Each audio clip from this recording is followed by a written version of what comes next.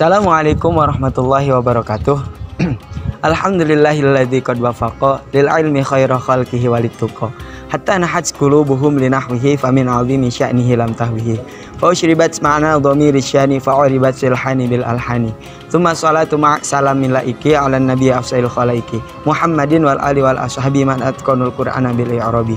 Allahumma salli ala sayyidina Muhammadin al-fatih lima ughriqa wal khatim lima sabaq nasiril haq bil haq wal hadi ila siratikal mustaqim wa ala alihi haqqa qadrihi wa miqdaril azim.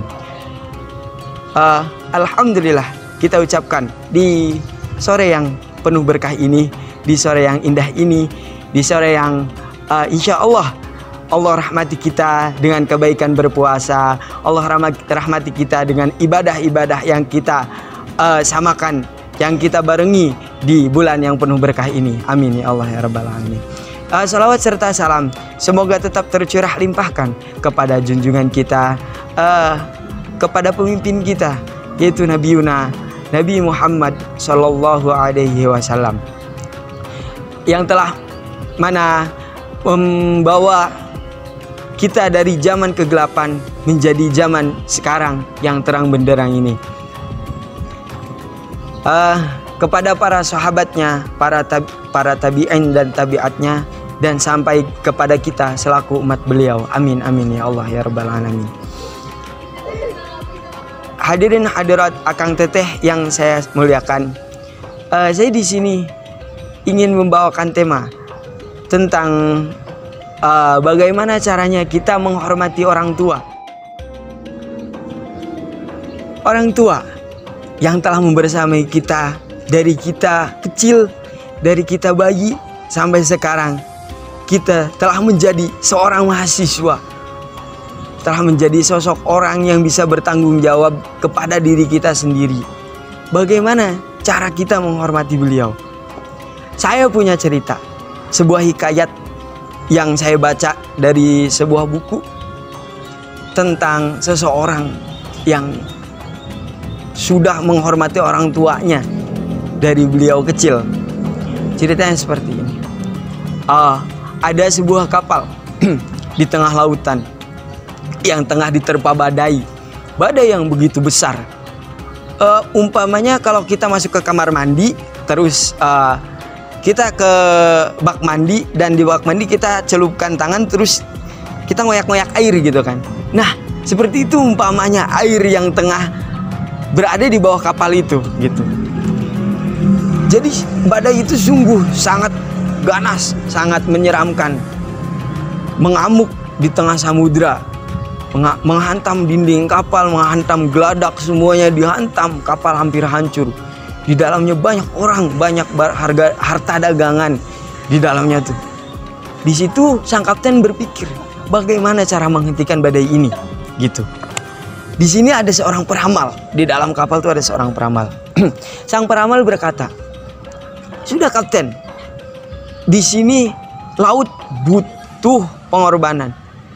Jadi kita harus mengorbankan satu orang agar badai yang ganas ini bisa tenang." Kata sang peramal seperti itu. Kapten pun nurut. Kapten di situ menyuruh semua orang yang ada di kapal itu untuk mengundi, untuk menulis namanya dalam anak panah, menulis namanya di busur anak panah. Jadi di busurnya mereka nulis namanya, nama mereka masing-masing gitu. Mereka nulis satu-satu. Habis itu dikumpulkan di tengah geladak kapal, kumpulkan. Di situ diundi oleh sang peramal. Habis diundi, dia cabut satu busur anak panah. Cabut. Ada satu nama keluar di situ. Orangnya pun ada. Tengah duduk di pojok. Tengah berdiri, bukan duduk ya. Tengah berdiri dan memakai jubah. Pakaiannya saja yang berbeda. Tapi fisiknya dia mirip orang-orang setempat gitu. Dia mirip orang-orang setempat. Pakaiannya saja yang berbeda beliau tuh. Kelihatan di situ dia orang yang berbeda gitu dari cara berpakaian pun. Nah, ada yang berkata, jangan satu kali dong undinya. Coba undi dengan 3 kali undian gitu, biar adil gitu. Di kedua kali undian lagi, yang dapat ada nama orang itu lagi. yang keluar nama orang itu lagi gitu. Di 3 kali undian tuh berturut-turut nama orang itu yang keluar. Jadi mau tidak mau orang itu harus keluar dari kapal dan harus dibuang ke laut dari kapal itu untuk dikorbankan. Nah, dia menyanggupi bahwa dirinya harus dikorbankan, bahwa dirinya harus diceburkan ke laut, bahwa dirinya harus dibuang. Semua orang melihat, semua orang menyaksikan dirinya berjalan di atas papan kematian. Dia berjalan di atas papan, dan apa yang terjadi? Dia tidak menyentuh air, dia tidak tercebur ke dalam laut, tidak. Tapi dia berdiri di atas udara kosong, berdiri di tengah badai yang hebat. Dia tengah berdiri tenang melihat mereka yang tengah takut, panik atas badai yang ganas itu. Kapten berkata sambil terkaget-kaget, "Wahai, siapa engkau?" "Saya hanya hamba Allah. Saya hanya hamba Allah yang biasa saja, sama seperti kalian." Kata dia seperti itu. "Wahai, tolonglah kami." Kapten berkata lagi, "Aku ingin menolong kalian jika kalian beriman kepada Tuhanku." Kata dia seperti itu kepada kapten. Dan kapten menyanggupinya. "Oke, kami akan beriman kepada Tuhanmu jika kamu menolong kami." Di situ mereka dituntun syahadat oleh beliau. Dituntun mereka masuk Islam semua. Dan ada syaratnya pula sebelum mereka keluar dari perahu yang tengah diamuk badai yang ganas itu. Syaratnya cuma satu. Sebelum kalian melangkah keluar dari papan kematian itu, kalian harus mengucap Bismillahirrahmanirrahim. Mereka nurut, mereka manut, mereka berjalan satu-satu, jalan satu-satu, dan benar apa yang dia katakan. Mereka berjalan di atas udara. Mereka berjalan di atas udara, tidak menyentuh air, tidak menyentuh tanah atau apapun. Mereka benar-benar berjalan di atas udara dan berdiri di atas udara.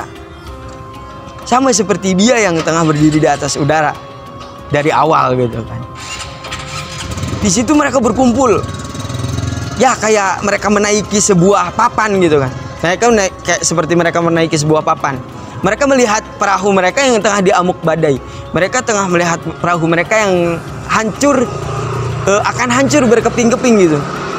Lama-kelamaan perahu mereka hancur, dihantam kiri kanan oleh ombak, sampai harta mereka gak ada lagi yang tersisa. Tenggelam semuanya ke laut. Waktu pun berlalu. Sampai pagi menjelang, badai kian reda. Badai pun tenang.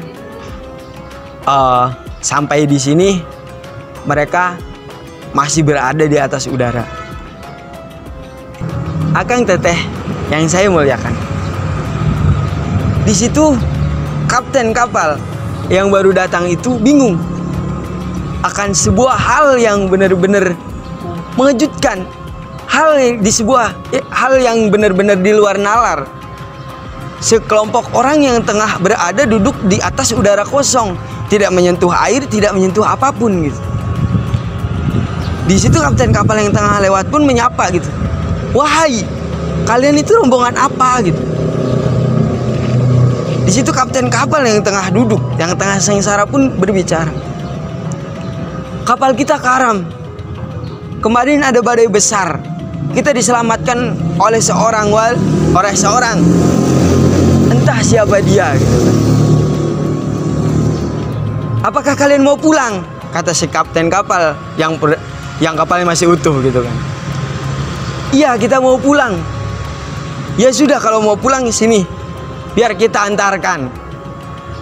Otomatis mereka ikut naik kapal yang baru itu, tumpangan yang baru itu.